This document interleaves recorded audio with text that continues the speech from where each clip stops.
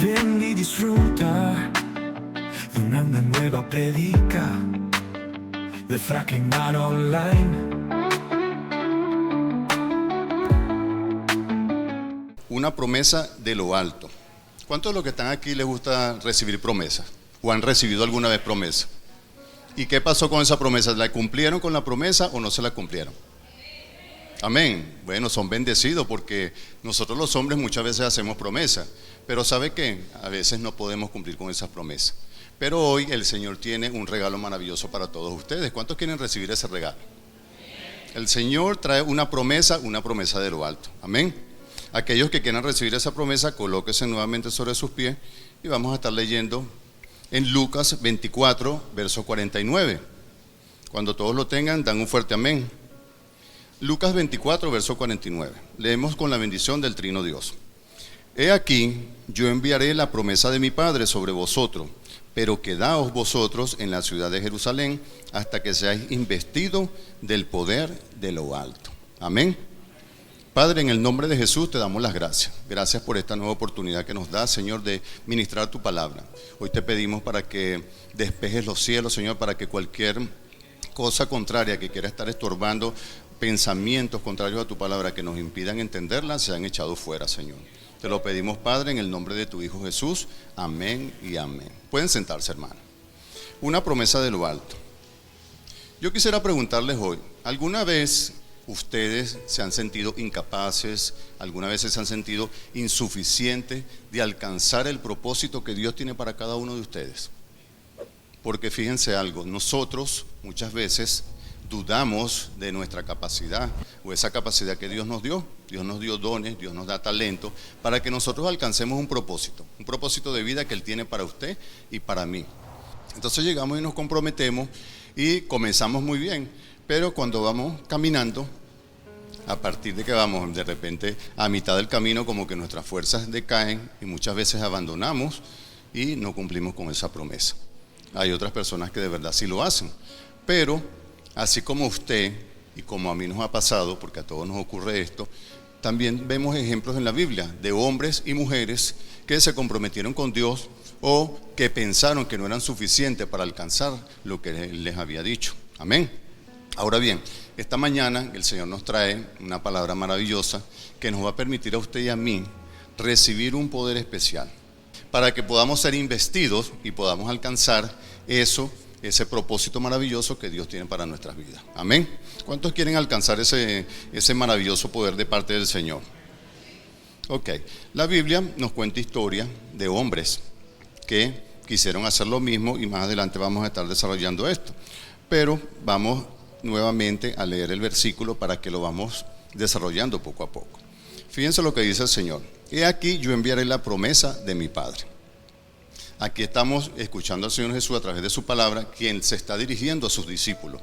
El Señor Jesús, horas antes a ser crucificado, Él llega y le da esta palabra a los discípulos. Le dice, yo enviaré la promesa. Pero, ¿por qué les está dando esto? Porque realmente Él entendía que sus discípulos iban a necesitar de una capacitación especial, de un poder especial de lo alto, para poder desarrollar esa comisión que Él les había dejado. El Señor nos dio una gran comisión que es ir a ser discípulos hasta lo último de la tierra. Pero nosotros necesitamos de una preparación especial. Porque si usted y yo queremos hacer el trabajo de Dios con nuestras propias fuerzas, nos va a pasar lo mismo que cuando hacemos promesas de hombre, que muchas veces nos cansamos y no estamos capacitados para alcanzar lo que le prometemos al Señor Jesús. Amén. Entonces Él entendió esto y aparte de eso, Él veía que sus discípulos no entendían la importancia de lo que Él les estaba diciendo. Él en otro pasaje le dice, a ustedes les conviene que yo me vaya, porque si yo no me voy no podré enviar el otro consolador. Y para que era ese consolador, que es la promesa que está haciendo aquí, para que nos guiara, nos ayudara, nos capacitara, nos recordara todo lo que nosotros podíamos hacer. El Espíritu Santo en nuestras vidas es quien nos permite que usted y yo podamos hablar con denuedo la palabra del Señor. Amén. Entonces, ¿qué pasa cuando nosotros no somos revestidos o investidos por este poder de lo alto? Muchas veces tenemos temor. Entonces decimos, sí, voy a predicarle a mis vecinos, voy a llevar la palabra del Señor, pero a veces nos llega la duda, nos llega el temor o nos da pena Entonces tenemos personas que están a nuestro alrededor, que se están perdiendo en el mundo, pero nosotros no predicamos la palabra por la sencilla razón de que o somos cómodos, o tenemos pena, o nos da miedo, o no tenemos esa pasión que debemos tener para predicar la palabra de Dios. Entonces el Señor llega y le da una promesa y le dice esto, pero esa promesa que el Señor Jesús les está dando a sus discípulos no solamente está contenida en esa porción de la palabra, sino que esta promesa se venía gestando desde el Antiguo Testamento.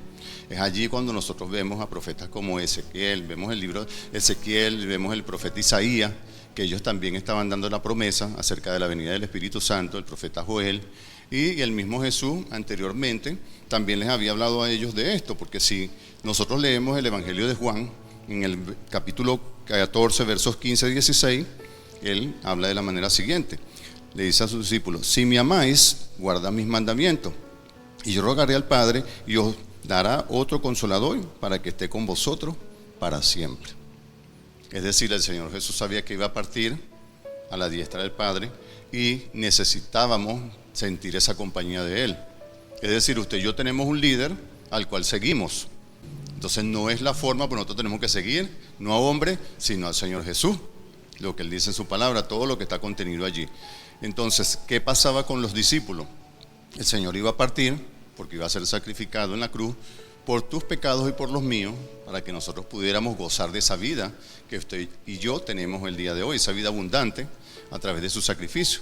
Entonces Él necesitaba darles otra persona que era el otro consolador, que es el Espíritu Santo, para que los ayudara y estuviese con ellos durante todo el resto de sus vidas aquí en la tierra. Amén. Entonces Él le hace esa promesa. Igual también lo vemos en Hechos 1:4, que también se está hablando acerca de la promesa de Él, la venida del Espíritu Santo. Ahora bien, ¿cuándo se cumplió esta promesa? Esta promesa la vemos en el libro de los Hechos, en el capítulo 2. A partir del capítulo 2, cuando ellos estaban reunidos, ahora lo vamos a leer, ahí ellos fueron llenos del Espíritu Santo. Él les decía ciertas instrucciones para que los discípulos pudieran ser investidos del Espíritu Santo. Y eso lo vemos aquí en versículo. Él dice: he aquí yo enviaré la promesa de mi Padre sobre vosotros, pero quedaos. Es decir, Él les estaba dando un mandato, esto era una promesa condicionada: quedaos en la ciudad de Jerusalén. Entonces ellos tenían que primero obedecer. El Señor dice en su palabra: si tú me obedeces, el que me ama obedece mis mandamientos. Y yo tengo que obedecer para recibir las promesas de Dios. Entonces ellos tenían que obedecer, es decir, quedarse tranquilos allí antes de comenzar a hacer el trabajo que Dios les había encomendado. ¿Qué pasa con esto?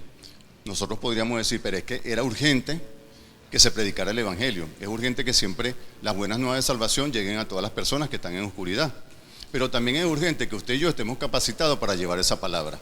Porque si nosotros no estamos capacitados con el poder del Espíritu Santo y no leemos las Sagradas Escrituras, no conocemos realmente lo que dice la palabra, en lugar de atraer todas esas almas a los pies del Señor, lo que vamos a hacer es desviarlo. Porque estamos dando una herejía, estamos dando promesas de hombre, o hacemos el trabajo según nosotros creamos que es conveniente, y no es así, sino que es con el poder del Espíritu. Entonces ellos tenían que obedecer para recibir la promesa, y es por eso que tienen que esperar. Es decir, espérense allí, en Jerusalén. Ahora bien, qué difícil es esperar. ¿Cuántos de los que están aquí les gusta esperar? Vamos a ver, quiero ver la mano levantada de los valientes que les gusta esperar.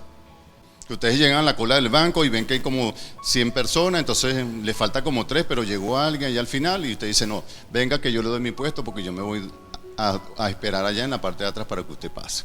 ¿Ustedes han hecho eso? O cuando están en la cola de la gasolina. La cola de la gasolina que nos prueba bastante a nosotros, ¿verdad? Los que tenemos carro. O de repente cuando ustedes van al médico y viene otro paciente que es una emergencia y tiene que pasar antes que usted. ¿Ustedes son felices esperando? Porque hoy en esta era de la inmediatez, que donde todo es así, tipo microondas, a nadie le gusta esperar. Pero nosotros, para esperar en las promesas del Señor, tenemos que tener fe. Y eso es lo que se requiere. Esperar, pero esperar con fe. No esperar desanimado, no esperar molesto, esperar con fe. Si el Señor prometió que me iba a dar una investidura diferente, yo sé que Él me la va a dar. Si el Señor prometió lo que prometa el Señor, todo va a llegar a mi vida, porque su carácter es inmutable. Y las promesas van a depender del carácter de la persona que lo haga. Nosotros tenemos sombra de variación. Nosotros cambiamos, pero el Señor no. Entonces el Señor, si le hace una promesa, téngalo por seguro que esa promesa va a llegar.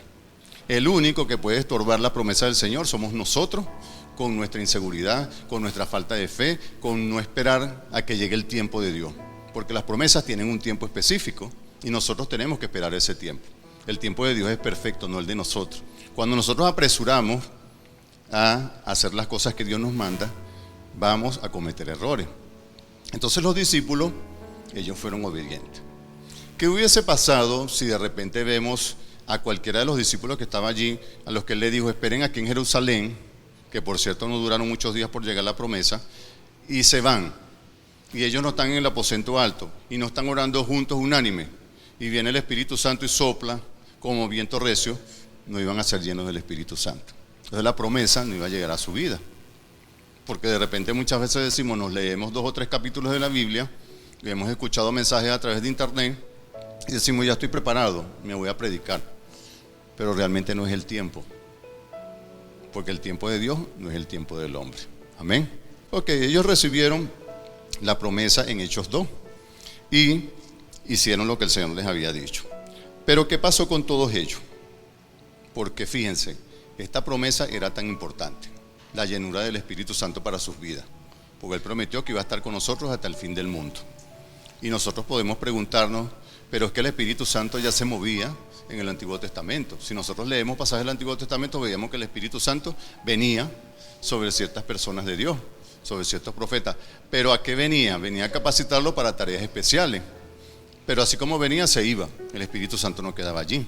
Esa es la gran diferencia entre ellos y lo que nosotros estamos recibiendo a partir del capítulo de Hechos 2, cuando el Espíritu Santo viene a quedarse definitivamente en nuestros corazones.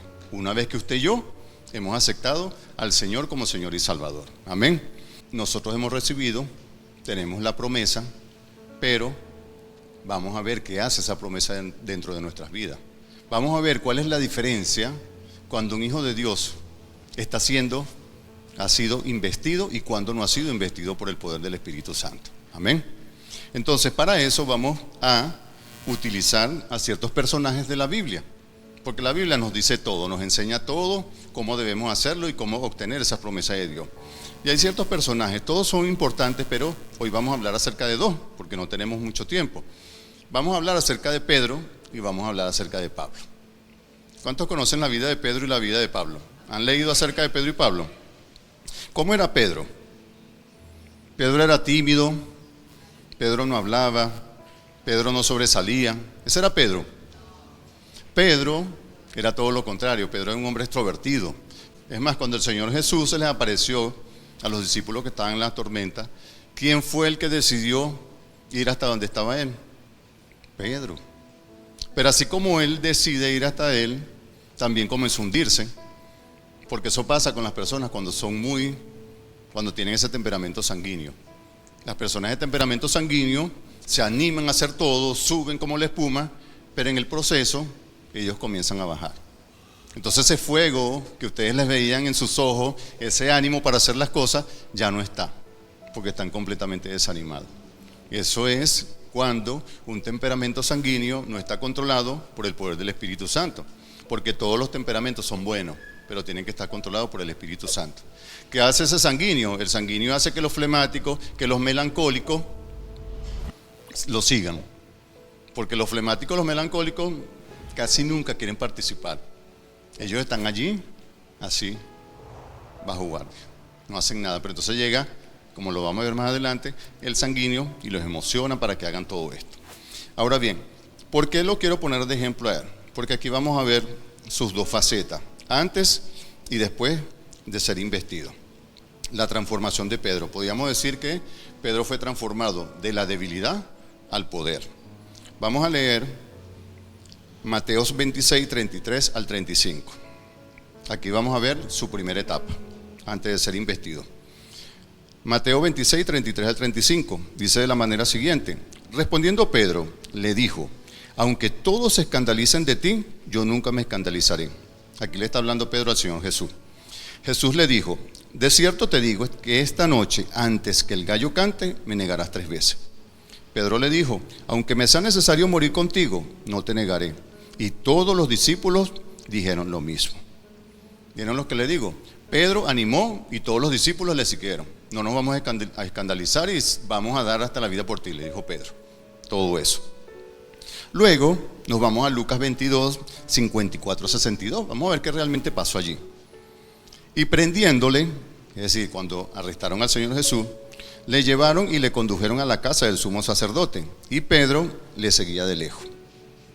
O sea, este Pedro, que le había dicho al Señor Jesús, yo voy a morir contigo, voy hasta la muerte, patria o muerte contigo, ya no estaba con el Señor Jesús. Él estaba escondido, él estaba de lejos. No, que se lo lleven, pero yo no me acerco porque me llevan también con él. ¿Sí? Eso era lo que estaba diciendo. Habiendo ellos encendido fuego en medio del patio, se sentaron alrededor. Y Pedro se sentó también entre ellos. Pero una criada, al verle sentado al fuego, se fijó en él y dijo, también este estaba con él. Pero él negó diciendo, mujer, no lo conozco. ¿Qué hizo Pedro? Negó la primera vez a Jesús. Un poco después, viendo otro, dijo, tú también eres de ellos. Pero Pedro dijo, hombre, no lo soy. ¿Cuántas veces lo negó? 2 veces. Como una hora después, otro afirmaba diciendo, verdaderamente también este estaba con él, porque es Galileo. Pedro dijo, hombre, no sé lo que dices. ¿Qué hizo Pedro? ¿Negó cuántas veces? 3 veces. Enseguida, mientras él todavía hablaba, el gallo cantó. Entonces, vuelto al Señor, miró a Pedro y Pedro se acordó de la palabra del Señor que le había dicho, antes que el gallo cante, me negarás 3 veces. Pedro, saliendo fuera, lloró amargamente. ¿Cuántas veces usted y yo hemos llorado amargamente por los errores que hemos cometido? ¿Cuántas veces nos hemos equivocado? ¿Cuántas veces hemos hecho promesas incumplidas? Pero lo peor de todo es cuando nosotros le prometemos a una persona que decimos amar. Y cuando nosotros le fallamos a esa persona, y esa persona es el Señor Jesús, y el Señor Jesús te mira, pero no para recriminarte por lo que tú hiciste, sino que te mira con ojos de amor, diciéndole, hijo mío, yo te dije que me ibas a negar 3 veces. Pedro lloró amargamente. ¿Qué pasa cuando nosotros traicionamos a las personas que nos brindan su confianza porque no cumplimos con esas promesas o le hacemos daño? ¿Qué pasa cuando nosotros como esposo maltratamos a nuestras esposas que decimos amar? ¿Qué pasa cuando usted como hijo dice amar a sus padres y lo desobedece y le causa gran dolor porque comete errores en su vida? Eso son muestras de una persona que no tiene la dirección del Espíritu Santo. Porque así como el Señor le dijo, el que me ama obedece mis mandamientos, nosotros si decimos amar a nuestros prójimos también tenemos que hacer lo mejor para ellos. Pero muchas veces nos equivocamos. La diferencia está en que el Señor es un Dios de oportunidades. Y cuando nosotros nos equivocamos, Él está aquí para darnos una segunda oportunidad. ¿A cuántos Dios les ha dado segundas oportunidades? Porque Dios siempre nos va a dar una oportunidad, 2 oportunidades. Él no se va a cansar de darnos oportunidades. Porque Él sabe que nosotros somos débiles y que pecamos. Pero está allí para orientarnos a través de su Espíritu Santo. Entonces este Pedro, que decía estar hasta la muerte con el Señor, lo negó 3 veces. Y se alejó de Él y actuó con cobardía, con falta de poder. Ahora, ¿qué pasa cuando Pedro es investido? Hechos 2, 1 al 4.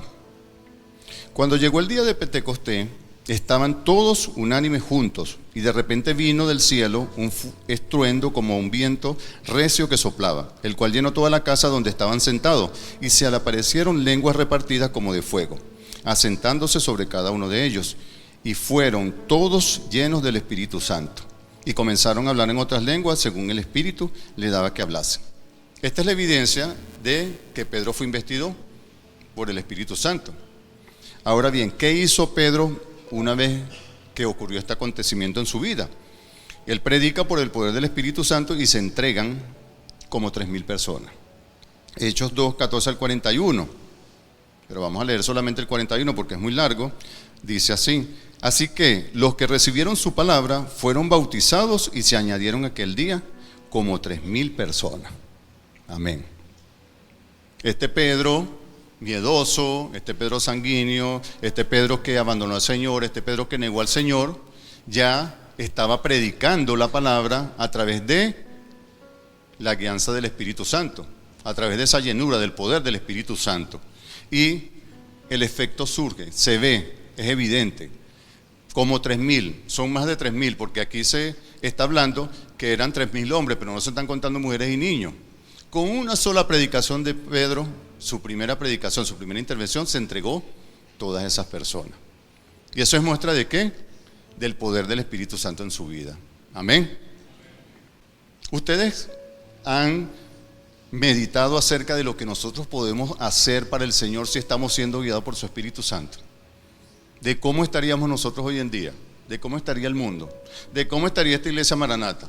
O sea, todas las sillas vacías no estarían vacías, sino que estaríamos con personas allá de pie, porque la iglesia estaría abarrotada de hijos de Dios queriendo escuchar esa palabra de vida. Amén. Entonces Pedro hizo esto, después que fue investido por el poder del Espíritu Santo. Predicó y se entregaron todas esas personas que están allí. Aparte de eso, predica con sabiduría, valentía, a pesar de ser un hombre común y sin letra. Eso lo vemos en Hechos 4:13. Entonces, viendo el denuedo de Pedro y de Juan, sabiendo que eran hombres sin letra y del vulgo, se maravillaron y le reconocían que habían estado con Jesús. No solamente Pedro predica esta palabra para que se entreguen todas esas personas, sino que lo hace con denuedo, lo hace con las palabras exactas que su corazón y el mío necesitan y que necesitaban aquellas personas, porque es a través del poder del Espíritu Santo. Entonces se preguntaban, pero ¿por qué este Pedro, un pescador, cómo tiene la capacidad para pararse y predicar esta palabra con denuedo, con esas palabras, con esa sabiduría? No era Pedro, era el Espíritu Santo moviéndose a través de Pedro. Pablo fue el mayor evangelista hasta los días de hoy. Pablo fue el que escribió la mayor parte del Nuevo Testamento. Pablo, con sus predicaciones dirigidas a los gentiles, es que usted y yo hoy, a partir de esa fecha, es que nosotros conocimos el Evangelio. Amén. Entonces este Pablo, el cual perseguía, el cual estaba atormentando, el cual estaba equivocado, tiene un encuentro con el Señor, así como usted y yo lo tuvimos algún día. ¿Ustedes recuerdan cuando tuvieron su primer encuentro con el Señor? ¿Sí recuerdan? Porque yo todavía lo recuerdo, fue en el 99, yo no sé en qué fecha fue usted, pero nosotros debemos recordar ese evento tan importante en nuestras vidas. El más importante, diría yo, porque es el que nos permite que nosotros pudiésemos tener la salvación en nuestras vidas. Entonces este Pablo, una vez transformado por el poder del Espíritu, comienza a evangelizar a todas estas personas y se convierte en el mayor misionero. Hechos 9, 20, 22 dice: enseguida predicaba a Cristo en la sinagoga, diciendo que este era el Hijo de Dios, y todos los que oían estaban atónitos y decían: ¿no es este el que asolaba a Jerusalén a los que invocaban este nombre? Y a eso vino acá, para llevarlos presos ante los principales sacerdotes. Pero Saulo mucho más se esforzaba y confundía a los judíos que moraban en Damasco, demostrando que Jesús era el Cristo. Es decir, ¿cuántas veces nosotros en la vida nos encontramos con personas que fueron violadores, personas que fueron asesinos, personas que fueron mala conducta, personas que de repente fueron ladrones, pero que tuvieron un encuentro con el Señor? Y nosotros dudamos del poder transformador de la vida de esas personas. Nosotros dudamos que el que robaba ya no roba, que el que criticaba ya no critica, que el que era chismoso ya no chismosea, que la persona que no le importaban los demás ahora quiere llevar la palabra para que también sean salvos. Nosotros los humanos siempre juzgamos a las personas, pero como que dudamos del poder transformador del Señor en la vida de ellos. Eso ocurrió con Pablo. Los cristianos de aquella época, cuando veían que él venía, que iba a predicar, estaban dudosos. ¿Será que realmente Pablo viene a predicarnos al Señor Jesús, o es que nos está reuniendo para después meternos presos a todos? Y él tenía que esforzarse aún más, mucho más, con pasión, para que ellos entendieran que él era otro Pablo, que el Pablo que ahora tenía enfrente a ellos conocía la verdad porque Cristo estaba en su vida. Y ese Pablo estaba allí para que ellos conocieran de las bondades que él estaba disfrutando a través de ese encuentro que tuvo con Jesús. Romanos 1:16 dice: porque no me avergüenzo del Evangelio, porque es poder de Dios para salvación a todo aquel que cree, al judío primeramente y también al griego.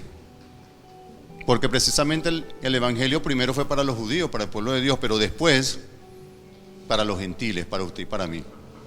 Y Pablo dice eso: no me avergüenzo. Tanto es así que Pablo también sufrió torturas por predicar el Evangelio. Pablo fue apedreado. ¿Qué no le hicieron a Pablo? Fue encarcelado. ¿Y qué hacía Pablo cuando estaba encarcelado? Cantaba himnos de alabanza. Nunca se quejó. Pablo al final fue ejecutado, pero ya había acabado su carrera, esa carrera de fe, donde él sabía que su galardón lo estaba esperando. Asimismo, el Señor hoy quiere que usted y yo prediquemos esa palabra con denuedo, que no nos importe lo que el mundo está diciendo, que nosotros estamos equivocados, que el Señor Jesús no viene, que no necesitamos de Él para ser salvos. Usted y yo tenemos que llevarle la salvación a todas esas personas que están allí. Y para eso necesitamos estar conscientes de la promesa. Recuerden la promesa que el Señor hace: no tarde en llegar. Solo depende de ti y de mí. Solo depende de que tú actúes con fe, de que tú camines con fe y que decidas dejar que tu espíritu se alinee al Espíritu de Dios para que camines conforme a su voluntad. A que nuestros deseos, nuestra carne, se sometan al señorío de Cristo.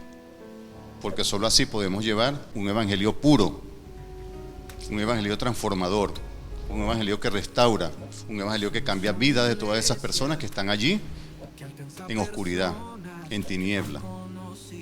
Esas personas que están en depresión, esas personas que piensan que ya no hay solución para sus vidas y que deciden atentar en contra de ella.